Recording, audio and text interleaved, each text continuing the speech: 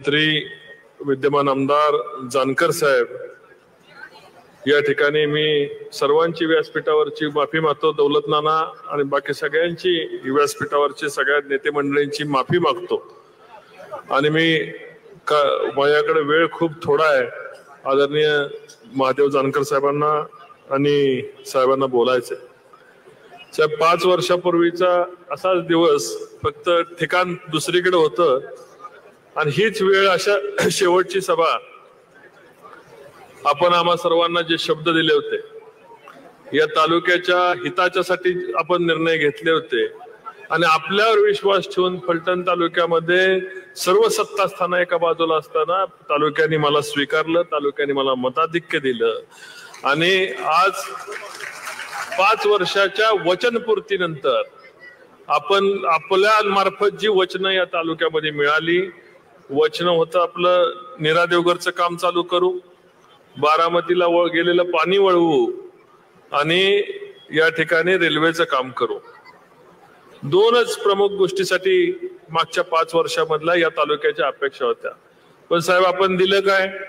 आपण आम्हाला रेल्वे दिली, आपण आम्हाला पालखी महामार्ग दिला, आपण आम्हाला शहरातला रस्ता दिला, आम्हाला फलटण आदरकी मार्ग दिला 300 कोटी रुपयाचा, वारुगडचा रस्ता 300 कोटी रुपयाचा दिला, 50,000 कोटी रुपयाचा ग्रीन कॉरिडॉरचा मार्ग या तालुक्यामधून जातोय.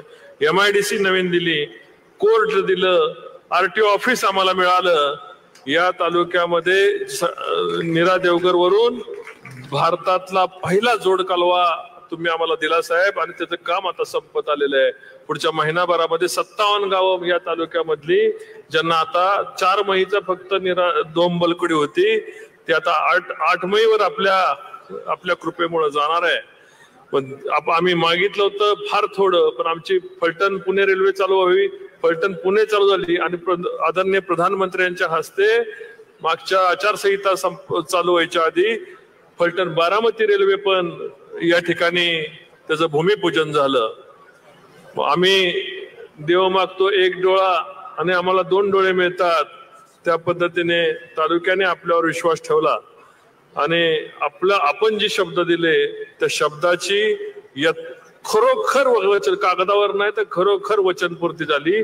नीरा देवघरचं काम आता फलटण तालुक्यामध्ये 20 किलोमीटर पर्यंत आलेलं आहे साहेब.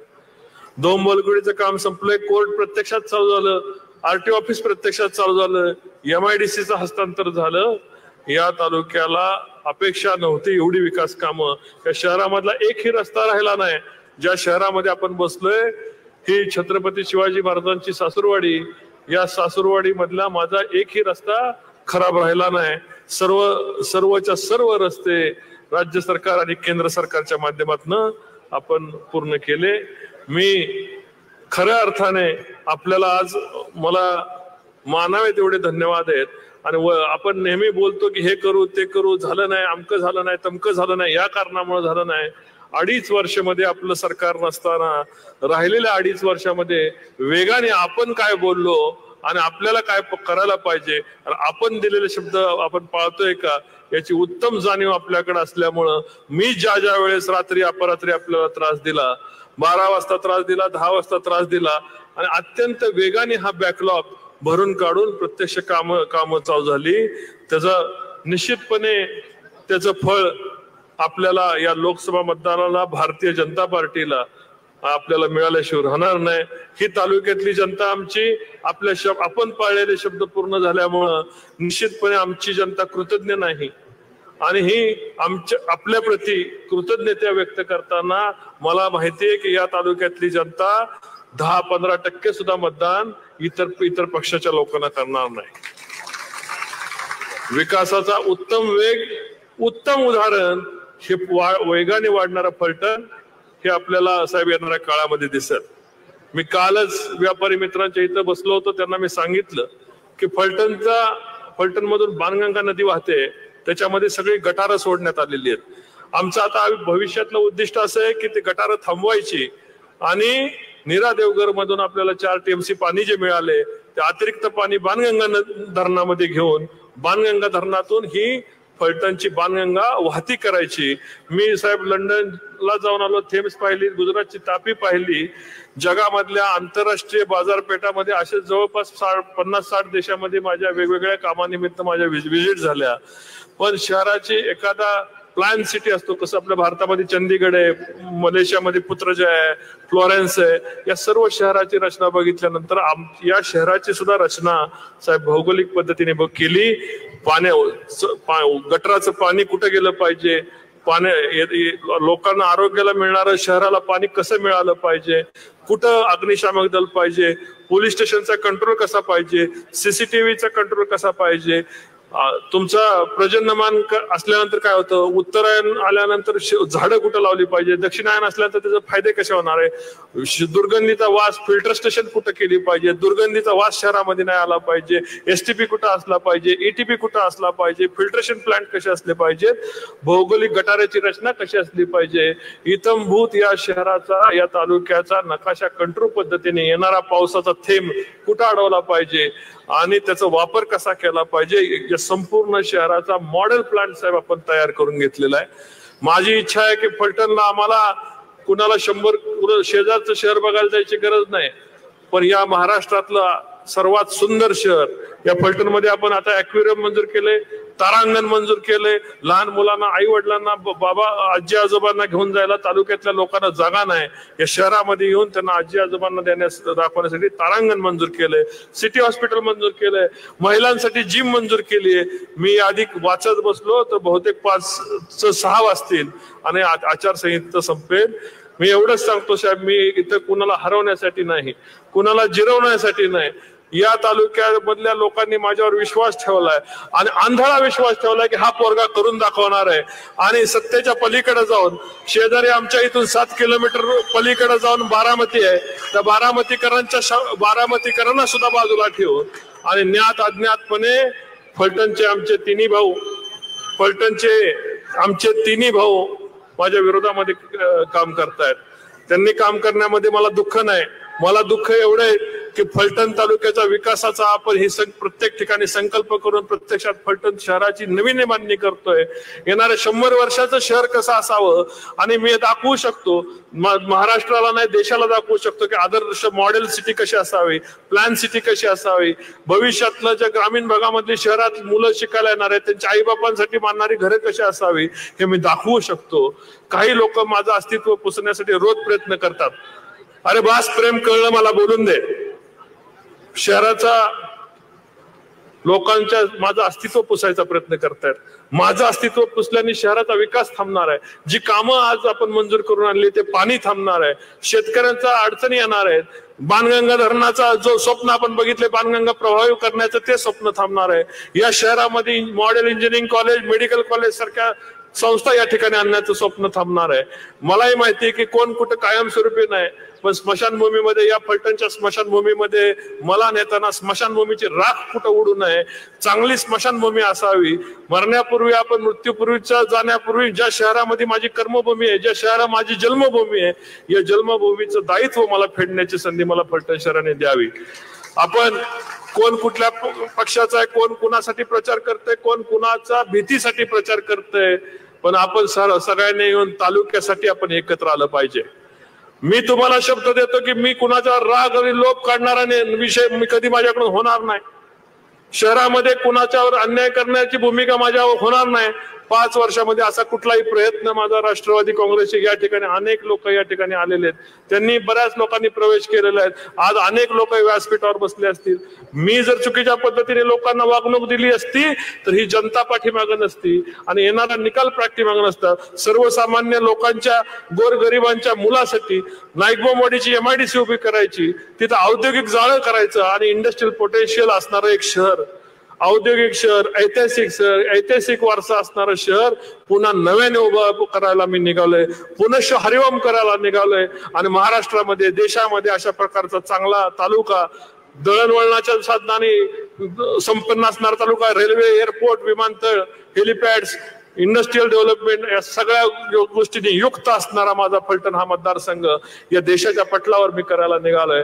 मला या व्यासपीठावर सगळ्यांनी मला साथ दिली आहे. तुम्ही मला सगळ्यांना तुम्हाला विचारायचं की आपल्याला मला जिंकवण्यासाठी नव्हे तर फलटण तालुका भवितव्यामध्ये महाराष्ट्रामध्ये टॉप मोस्ट तालुका करण्यासाठी मला तुम्ही साथ देणार आहे का? फलटण तालुका सोडून ज्या मान, खटाव असेल, सांगोला असेल, माळशिरस असेल, कर्मा, माडा असेल, या सर्व दुष्काळी तालुक्यांनी माझ्यावर विश्वास ठेवलेला आहे आणि त्या विश्वासाचं प्रतीक म्हणून मी आज एकाही गावामध्ये मतदान मागायला आलोय. मी ज्यावेळेस मी ठरवलं होतं फॉर्म भरताना मी एकाही गावामध्ये मत मागायला येणार नाही. मी तुमच्याकडे मत मागायला आलो नाही. मी निर्धास्त राहू ना. मी एकाही शहरामध्ये आज माझी पहिली आणि शेवटची सभा आहे साहेब. मी कुठेही मत मागायला गेलो नाही. मला खात्री आहे माझ्या शहरातला, माझ्या तालुक्यातला माझा प्रत्येक भाऊ या तालुक्याकडे खासदारकी आणण्यासाठी लढणार आहे. 23 वर्षात माझ्या वडील खासदार होऊन खंड पडून या तालुक्याचं झालेलं नुकसान त्यांनी पाहिलंय. विकासाची आडलेली रेल्वे पाहिली, विकासाचं आडलेलं नीरा देवघरचं पाणी लोणंदच्या माथ्यापाशी आणलं पाहिजे. त्यांचा हा पोरगा 24 तास काम करताना त्यांनी पाहिलाय. मला विश्वास आहे म्हणून मी कुठल्याही गावामध्ये मत मागायला गेलो नाही. साहेब, मी आपल्याला या ठिकाणी मी आश्वस्त करतो, या तालुक्यातली जनता या माढा मतदारसंघाच्या संपूर्ण विकासासाठी आणि संपूर्ण दुष्काळी भागाच्या विकासासाठी एकमुखी, एका ताकदीने, एका शक्तीने गट तट सोडून आपल्याला उभा राहणार आहे, एवढाच शब्द मी या ठिकाणी देतो. आणि जे लोक माझ्या विरोधामध्ये प्रचार करतायत, ज्या लोकांना साहेबांना शब्द देऊन, साहेबांचे फायदे घेऊन 200, 150 कोटी रुपये मंजूर करून जी लोक चुकीच्या पद्धतीने काम करतायत, चुकीचा प्रसार करतायत, मला गाडण्याचा, मला संपवण्याचा प्रयत्न करतायत. मी संपून या तालुक्याचा विकास संपणार आहे. मला त्यांनाही सांगायचंय, मला संपून तुमचा फायदा नाही, तुमचा तोटा आहे. तुमच्याही भविष्यातल्या पिढीसाठीचं काम हा रणजित निंबाळकर उभा करायला निघालाय. तुम्ही चुकीच्या मार्गाला जाऊ नये अशी माझी तुम्हालाही विनंती आहे. मी 2 शब्द आवर्ते घेतो आणि 5 मिनिटांमध्ये काही राहिलेले प्रवेश या ठिकाणी घ्यायचे, तर प्रवेश घेण्याची विनंती मी सर्वांना करतो. जय हिंद, जय महाराष्ट्र.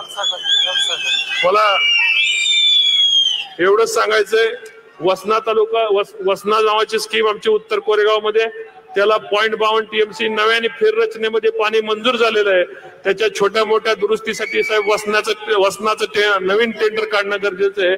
फलटण विधानसभा मतदारसंघाला लागून असणारा उत्तर कोरेगाव तालुका, तिथून राष्ट्रवादीचे नेते असणारे आमचे मंगेश धुमाळ असतील, बाळासाहेब सोळसकर हे सुद्धा व्यासपीठावर असतील, आले ते आणि प्रामाणिकपणे साहेब आपल्याला साथ देणार आहे. आपल्या भारतीय जनता पार्टी आणि शिवसेनेच्या लोकांची सुद्धा ती वसना स्कीम चालू आहोत. नव्या फेर नियोजनामध्ये त्यांना पाणी मिळालेले पोचवायचं काम फक्त आपण करावं, एवढी मी विनंती आपल्याला करतो.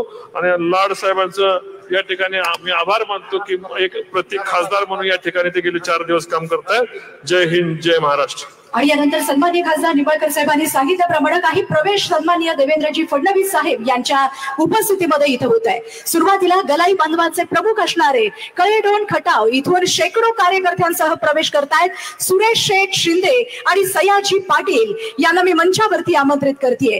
गलाई बांधवाचे प्रमुख असणारे कळेडोन खटाव इथून शेकडो कार्यकर्त्यांसह प्रवेश करतायत सुरेश शेठ शिंदे आणि सयाजी पाटील. यानंतर आमंत्रित करतेय गोखळी गावचे माजी उपसरपंच अष्टविनायक उद्योग समूहाचे प्रमुख पैलवान नवनाथ गोपीनाथ गावडे पाटील यांचाही पक्ष प्रवेश होतोय.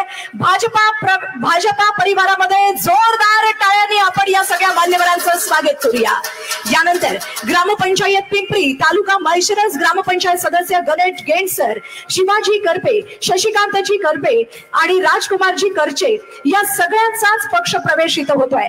माळशिरस ग्रामपंचायत सदस्य गणेश गेंडसर, शिवाजी करचे, शशिकांत करचे सर, राजकुमार करचे सर यांचाही सन्मानित होतोय. याचबरोबर माचवडला जोडलेल्या भागावगोडातून फलटणला या ठिकाणी ज्यांनी योगदान दिलेलं आहे असे श्री मदन वसंतराव माने देशमुख, श्री स्वप्नील संपतराव माने देशमुख, माळशिरस वेळापूर भागातून हे सगळे प्रवेश या ठिकाणी सदस्य करतायत. ओंकार दत्तात्रय आडत, ओंकार संजय खराडे, वैभव गोपाळ शिंदे, काळे अभिजित विष्णू, नितीन भाकरे, दिलीप जाधव आणि विजय बनसोडे या सगळ्यांचा पक्ष प्रवेश इथं संपन्न होतोय. यानंतर लहुजी शक्ती सेना कैलास दादा खंदारे यांचाही भारतीय जनता पार्टीमध्ये इथं प्रवेश होतोय. मी त्यांचंही भाजपा परिवारामध्ये सन्मानपूर्वक स्वागत करते. याचबरोबर ग्रामपंचायत आरडगाव सरपंच रवींद्र बापूराव शिर्के यांचाही भारतीय जनता पार्टी पक्षामध्ये इथे प्रवेश होतोय. यानंतर आमंत्रित करते ग्रामपंचायत आरणगावचे सरपंच रवींद्र बाबूराव शिर्के यांचाही पक्ष प्रवेश इथं संपन्न होतोय। त्यांच्यासोबत ग्रामपंचायत सदस्य मठाची वाडी श्री प्रवीण भारत कदम यांच्यासह त्यांचे शेकडो कार्यकर्त्यांचा प्रवेश इथं संपन्न होतोय। याचबरोबर या निमित्तानं फलटण तालुका होलार समाज संघटनेचे खासदार रणजितसिंहजी नाईक निंबाळकर यांना जाहीर पाठिंबा। भाजपामध्ये प्रवेश करतायत विनायक लालासाहेब चव्हाण माजी उपसरपंच सस्तेवाडी।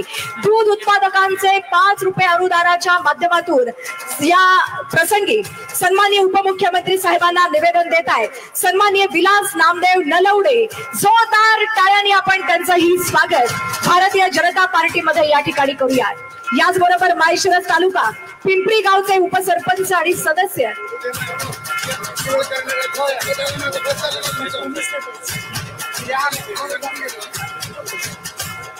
आणि या ठिकाणी पक्ष प्रवेश संपलेले आहेत। या ठिकाणी पक्ष प्रवेश संपलेले आहेत। यानंतर मान्यवरांचं मनोगत आपण इथे ऐकणार आहोत। मी विनंती करते रासपचा ढाण्या वाघ या सभेला संबोधित करतायत सन्माननीय श्री जानकर साहेब।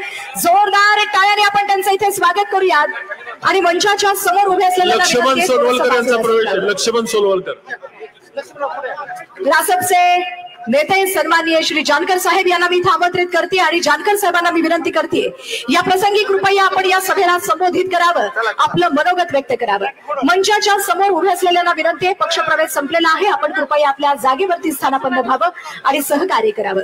यानंतर या महाविजय संकल्प सभेला संबोधित करतायत सन्माननीय श्री जानकर साहेब।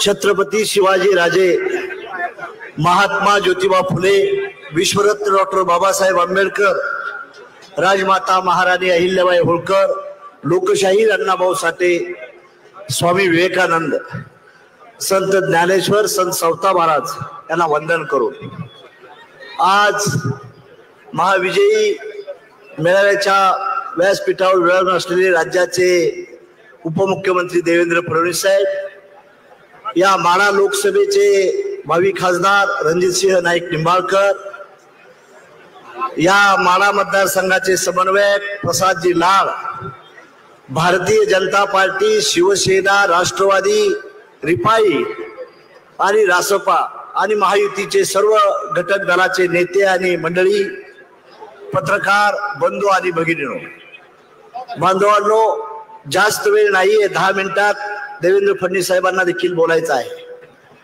मी आपल्याला नम्र आवाहन करीन की या देशामध्ये सत्ता एनडीएची येणार आहे। या देशाचे प्रधानमंत्री मोदी साहेब बनणार आहेत आणि आपल्या भागाचं दुष्काळाचं जर हिरवा शालू चढवायचा असेल तर दिल्लीची सत्ता आपल्या ताब्यात पाहिजे आणि या भागाचा खासदार देखील आपला पाहिजे।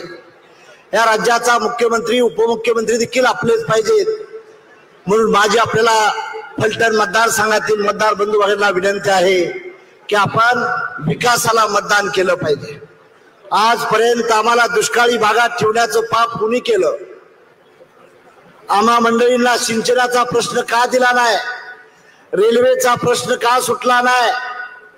ह्याचा विचार आपण मंडळींनी करावा। ज्यांनी शाहू फुले आंबेडकरांचं नाव घेतलं त्यांनी दुष्काळग्रस्त जनता ठेवण्याचं पाप देखील ह्याच लोकांनी केलेलं आहे। ते जर बदलायचं असेल तर आपल्याला आपला खासदार देखील आपला निवडून दिला पाहिजे आणि दिल्लीची सत्ता आपल्या ताब्यात पाहिजे, राज्याची सत्ता आपल्या ताब्यात पाहिजे। बांधवांनो मीही सातारा जिल्ह्यातलाच आहे। मला महायुतीनं घटक दल म्हणून परभणीची लोकसभा दिली। त्यात आदरणीय मोदी साहेब असतील, एकनाथ शिंदे, देवेंद्र फडणवीस आणि अजितदादा यांचे उपकार आहेत। मी फलटणकरांना सांगू इच्छितोय मी निवडून आलोय, खासदार झालोय। बांधवांनो लक्षात ठेवा त्यात सिंहाचा वाटा ह्या वाघांचा आहे। आज मी बी माढा मतदारसंघातला आहे, रणजित दादा बी आहे आणि तुम्हाला माहित असेल मेहता साहेब या देशाच्या प्रधानमंत्रीनं तुमच्या तालुक्यातल्या पोरला काय बनलंय? माझा धाकटा भाव आहे महादेव जानकर, हे नरेंद्र मोदीनं बोललेलं आहे।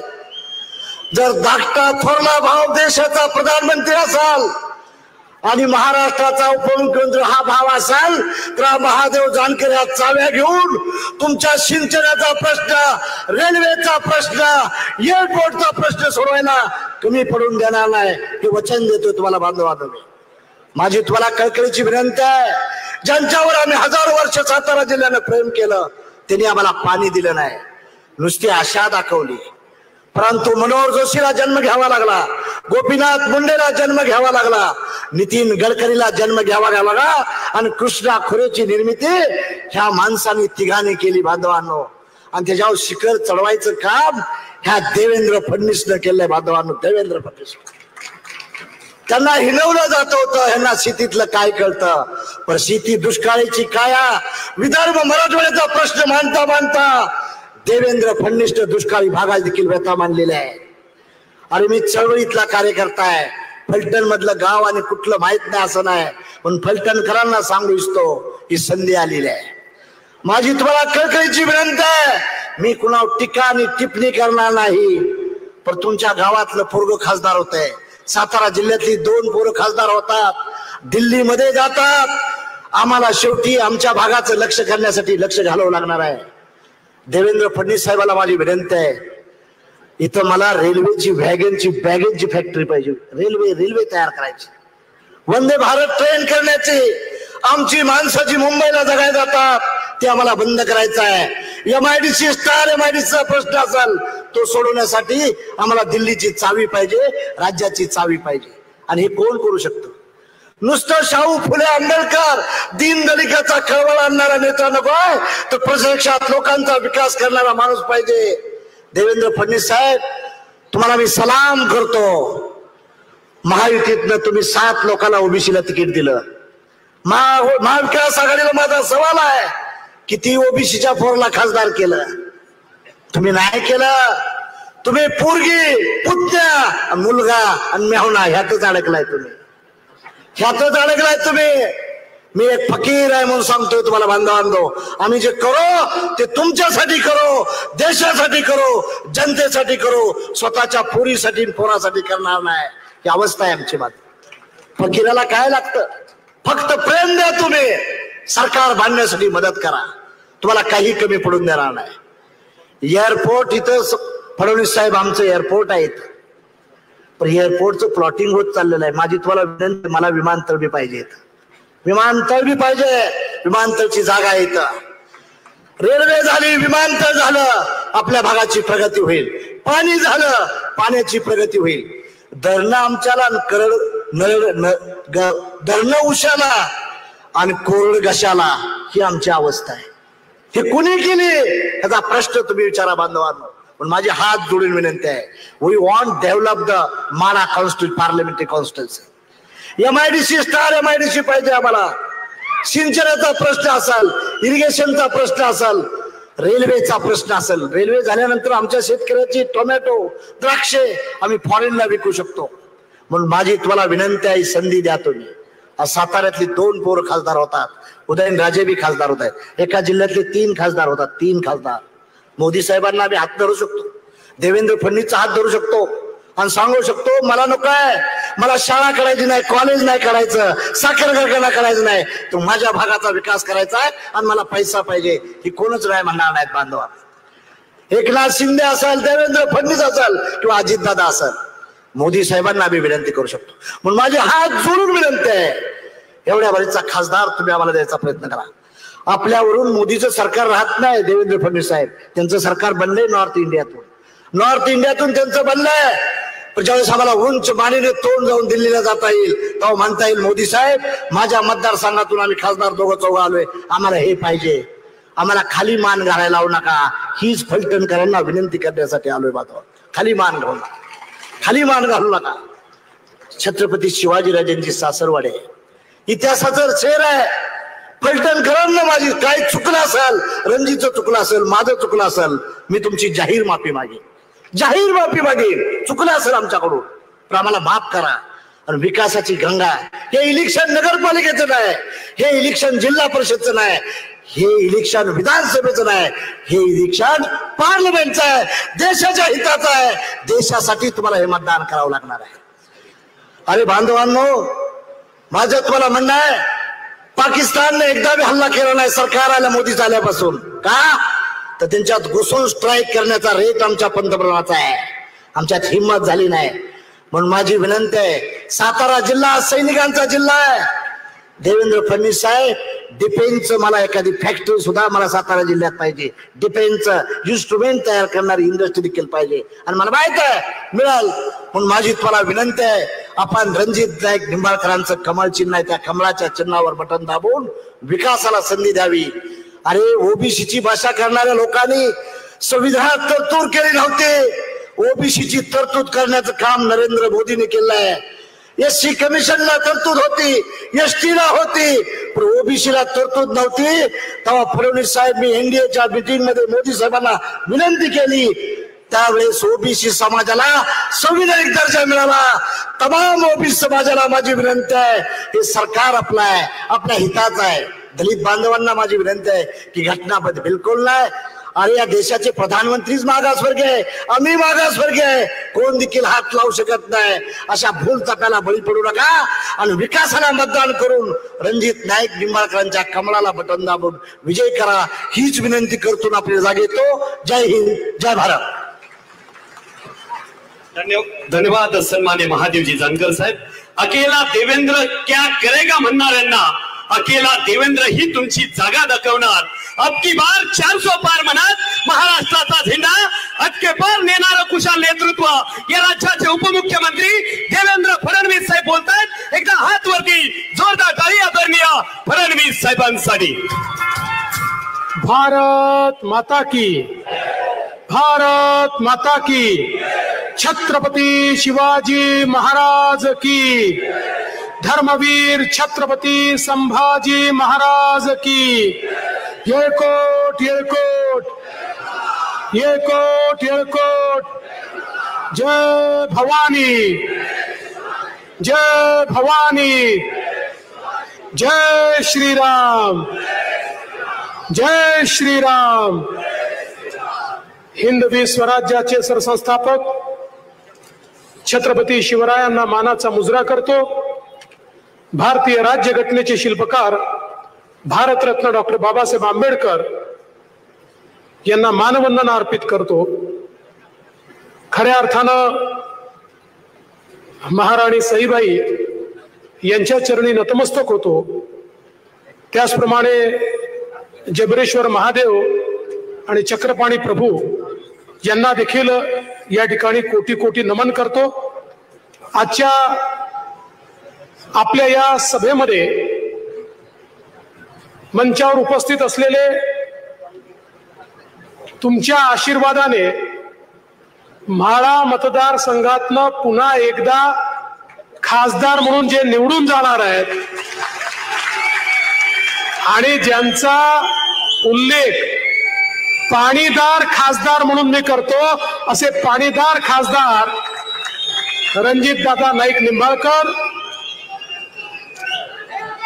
प्रस्थापितांची मक्तेदारी मोडीत काढून उभ्या महाराष्ट्रामध्ये ज्याने आपलं काम उभं केलं आणि या जिल्ह्याला दुसरे खासदार पण मराठवाड्यातनं जे मिळणार आहेत ते आमचे महादेवराव जानकरजी, प्रसाद लाडजी, दिलीपराव येगावकरजी, राम निंबाळकरजी, दौलतनाना शितोळेजी, सारंग अभंगजी, शिवरूपराजे खेडकर, प्रल्हादराव साळुंके पाटील, विक्रमप्पा भोसले, बाळासाहेब सोळसकर, शरीयताई पाटील, चंद्रकांत जाधव, अजय माळवे, शमशेरदादा निंबाळकर, सुधीर अहिवळे, खर्डेराव सरक, रणजितजी भोसले, बजरंगजी गावडे, अनुपजी शहा, अभिजित नाईक निंबाळकर, सुशांत निंबाळकर, महादेव पोकळे, अमित चव्हाण, श्रीमती उषाताई राऊत, अमोल सास्ते, मच्छिंद्र सक्टे, मधुकर काकडे, विराज खराडे, झाकीर मणेर, रियाजुद्दीन इनामदार, अमोल खराडे, संजय सोडमाशे, विजयाताई कदम, मंचावरील सर्व मान्यवर, कोणाचं नाव राहिलं असेल तर नाव लिहून देणाऱ्याची चूक आहे, माझी चूक नाही आहे. उपस्थित सर्व माझ्या माता भगिनी आणि बंधूंनो, जिथपर्यंत माझी नजर जाते आहे मला लोक दिसत आहेत.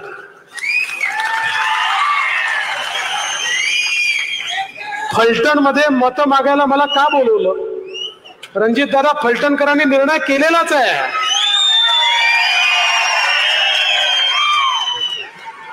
यावेळी माळा मतदारसंघ तर तुमच्या पाठीशी आहेच, पण हिमालयासारखा फलटण मतदारसंघ तुमच्या पाठीशी यावेळी उभा आहे.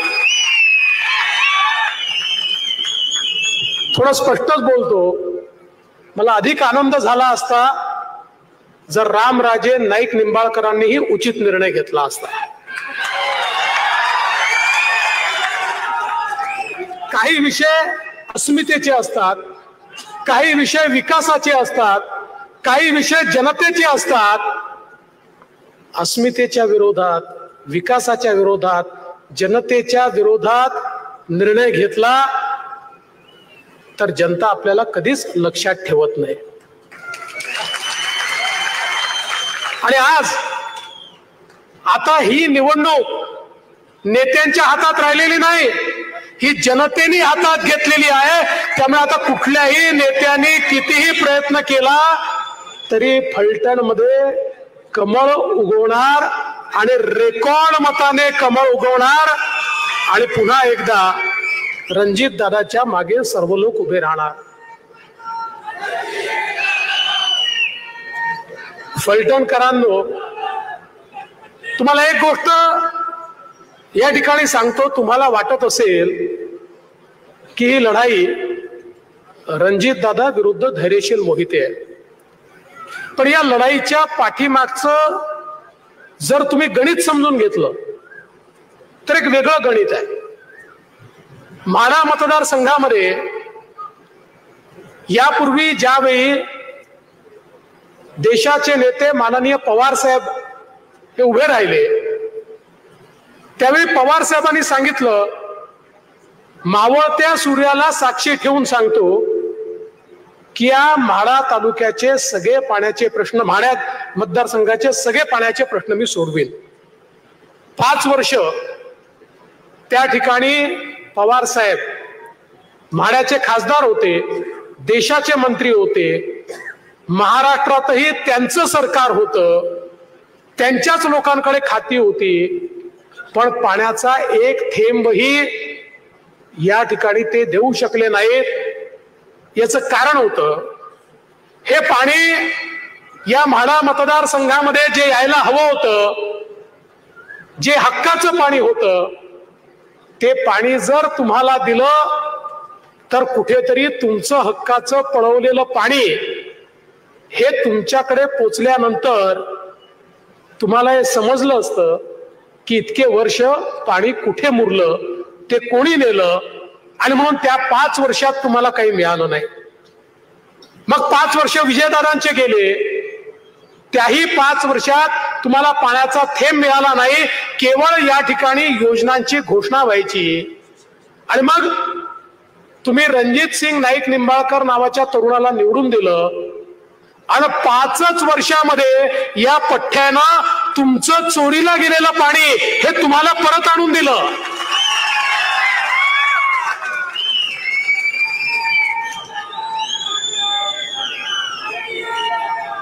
ज्या दिवशी या पठ्ठ्यानं पाणी परत आणलं त्याच दिवशी देशाच्या नेत्याने ठरवलं याचा कार्यक्रम करायचा.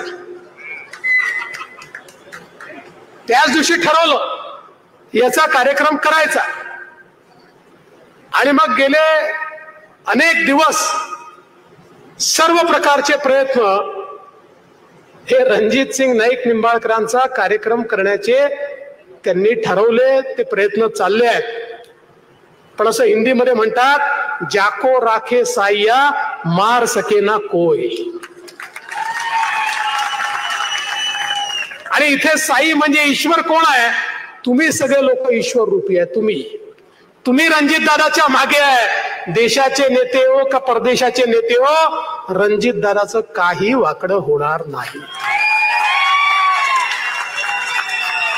आणि मला एका गोष्टीचा आनंद आहे, रणजित दादांनी संकुचित विचार ठेवला नाही. आज समोरचे उमेदवार काय म्हणतात, मी माळशिरसचा नेता आहे, माळशिरस माझ्या पाठीशी आहे, अकलूज माझ्या पाठीशी आहे, मी त्याच्या भरोश्यावर निवडणूक लढतोय.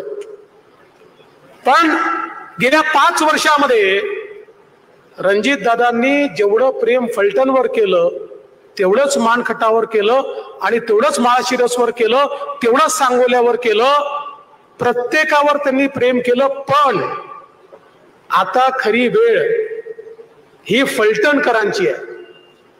जर कोणी तुमच्या अस्मितेला या ठिकाणी आव्हान देत असेल तर फलटणकरांनो 60-65% नाही, 75% नाही, 90% मतं फलटणची त्या रणजित सिंग नाईक निंबाळकरला मिळाली पाहिजे. तो तर पाणीदार झाला, पण तुमच्यात किती पाणी आहे हे मतपेटीत मी पाहणार आहे. पाहू ना, आहे ना, दाखवणार, ताकद दाखवणार. मग मला विश्वास आहे फलटणकर एकदा पाठीशी उभे राहिले. अरे 1 लाख प्लस नुसतं म्हणून चालत नाही, घरोघरी जावं लागतं, लोकांना त्या ठिकाणी आणावं लागतं, लोकांना सांगावं लागतं. तुम्ही बघा, नीरा देवधर आणि धोम बलकवडीचं काम झाल्यानंतर एक गाव दुष्काळी उरणार नाही, अख्खा दुष्काळ. म्हणजे कधी कधी हे देखील आश्चर्य मानलं पाहिजे की मोदी सरकार यायच्या आधी जानकर साहेब सातारा जिल्ह्यातला दुष्काळ दूर होऊ शकतो असं कोणाला वाटलंच नव्हतं. कितीतरी पुस्तकं लिहिली गेली या जिल्ह्यातल्या दुष्काळी भागावर, तिथल्या लोकांच्या अस्तित्वावर, कसं त्यांना बाहेर जाऊन काम करावं लागतं याच्यावर. कधी हा विचारच झाला नाही की हे दूर करता येऊ शकतं. पण मला आनंद वाटतो मोदीजींचं सरकार आलं महाराष्ट्रात, आम्हाला संधी त्या ठिकाणी मिळाली आणि आज आपण पाहू शकतो एक एक करत या सातारा जिल्ह्यातला दुष्काळ हा मी भूतकाळ करतोय आणि येणाऱ्या पिढ्यांना सातारा जिल्ह्यामध्ये दुष्काळ काय असतो हे समजणार देखील नाही. अशा प्रकारे हा जिल्हा पूर्णपणे या ठिकाणी पाणीदार करतोय. आज टेंबू असेल, जीए कटापूर असेल, त्या ठिकाणी धोम बलकवडी असेल, वेगवेगळ्या योजना ज्या आपण या ठिकाणी पूर्ण करतोय. आणि हे सगळं करत असताना आता 2 कॅनल जोडण्याचा जो विषय रणजित दादांनी ज्याचा पाठपुरावा केला, देशातला अभिनव प्रयोग आहे. म्हणजे पाणी येऊ शकतं पण जाणीवपूर्वक आणलं नव्हतं. कोणीतरी त्याच्यामध्ये लक्ष घातलं तर एक इंजिनिअरिंग मार्वल तयार झालं, 2 कॅनल जोडले आणि मला असं वाटतं ऑगस्ट-सप्टेंबर मध्ये पाणी येऊन जाईल. काम जवळपास पूर्ण झालेलं आहे. त्यामुळे आज आपण पाहू शकतो. मला सांगा की फलटण बारामती रेल्वे, फलटण बारामती रेल्वे आता एवढी तर आणता आली असती ना, इतके मोठे मोठे नेते आपल्या बाजूला आहेत, राष्ट्रीय नेते आपल्या बाजूला आहेत, येऊ शकली असती. पण त्यांनी काय केलं, मध्यंतरी 2.5 वर्षाचं सरकार आलं. सरकार आल्यानंतर रणजित दादांनी सांगितलं की बघा आपल्याला ही रेल्वे सुरू करायची आहे आणि रेल्वे सुरू करण्याकरता नियम आहे की 50% केंद्राचे पैसे, 50% राज्याचे पैसे. केंद्राने पत्र दिलंय, केंद्र हिस्सा द्यायला तयार आहे, राज्याचा हिस्सा द्या. आज आपल्याकडे मत मागायला येणाऱ्या तुतारीवाल्यांना विचारा, मी तुम्हाला राज्याचा उपमुख्यमंत्री म्हणून सांगतो, मिनिट्स मध्ये मेन्शन केलंय, स्वतः पवार साहेबांनी सांगितलं 1 फुटकी कवडी आम्ही देणार नाही राज्याच्या वतीनं. आणि इथेच नाही, बंद करून टाकले, रेल्वेचे सगळे प्रोजेक्ट बंद केले. तुमच्या आशीर्वादानं शिंदे साहेबांच्या नेतृत्वात पुन्हा आपलं सरकार आलं आणि आम्ही, अरे माझं लक्ष आहे, काय काळजी करू नको, मी वेळेच्या आत संपतील. आणि पुन्हा आम्ही निर्णय केला. काय निर्णय केला? आम्ही निर्णय केला की अशा सगळ्या प्रोजेक्टला पैसे द्यायचे. आज या ठिकाणी वर्षानुवर्ष, किती 23 वर्ष हा प्रकल्प बंद होता. तो 23 वर्ष बंद असलेला प्रकल्प रणजित सिंग नाईक निंबाळकरांनी भूमिपूजन केलं, काम त्याचं सुरू केलं. फलटण बारामती असो, फलटण पंढरपूर रेल्वे असो, पंढरपूर रेल्वेचं काम शक्य नव्हतं. ते माझ्याकडे आले, म्हणाले ते 921 कोटी द्यायचे आहेत, रेशिओ बाहेर चालला होता. मी म्हटलं कसं जमणार आहे, पैसे द्यायला तयार आहोत, रेशिओ बाहेर चाललाय. ते म्हणाले काहीतरी मार्ग काढला पाहिजे, पण हे करायचं म्हणजे करायचं. आणि लावलं डोकं आणि असा मार्ग काढला की या ठिकाणी 921 कोटी रुपये आम्ही मंजूर करून दिले. आणि आज या ठिकाणी फलटण पंढरपूर रेल्वेचं काम देखील लवकर सुरू होत आहे. पुणे बेंगलोर ग्रीन कॉरिडॉर जवळपास 50,000 कोटीचा प्रकल्प आहे आणि त्याच्या सलग जी MIDC होणार आहे. या ठिकाणी जानकर साहेब, तुमचं जे स्वप्न आहे ना की आमची पोरं बाहेर जाऊ नये, ते स्वप्न ही MIDC पूर्ण करणार आहे. आणि त्याचं कोणाचं श्रेय त्याच करता असेल तर या रणजितसिंग नाईक निंबाळकरांचं श्रेय आहे की त्यांनी या ठिकाणी हे काम करून दाखवलं. बंधू भगिनींनो, मी तुम्हाला एवढंच सांगण्याकरता आलो आहे. खरं म्हणजे 5 वर्षात त्यांनी केलेल्या कामांची यादी मी जर वाचत राहिलो, माझ्याकडे 7-8 मिनिटच या ठिकाणी आहेत, प्रचार संपवायचा आहे. पण मला या गोष्टीचा अभिमान आहे की ज्या व्यक्तीला फलटणकरांनी, ज्या व्यक्तीला माढाच्या लोकांनी निवडून दिलं, त्या व्यक्तीने एक आपली चांगली वेगळी प्रतिमा तयार केली. मोदीजी देखील म्हणतात, अरे वो तुम्हारा मुछोवाला रंजीत, मुछोवाला मंजित म्हणतात, वो लंबी मुछोवाला रंजीत, वो बहुत अच्छा फॉलोअप करता है. त्यामुळे मी त्यांचं नाव लंबी मुछोवाला रंजीतच ठेवलं आहे. एक आपली प्रतिमा या 5 वर्षामध्ये त्यांनी तयार केली. आणि बंधू भगिनींनो, माझा तुम्हाला सवाल आहे, आता काही लोक तुतारी घेऊन आपल्याकडे येत आहेत. आता तुतारीची पिपाणी करायची आहे.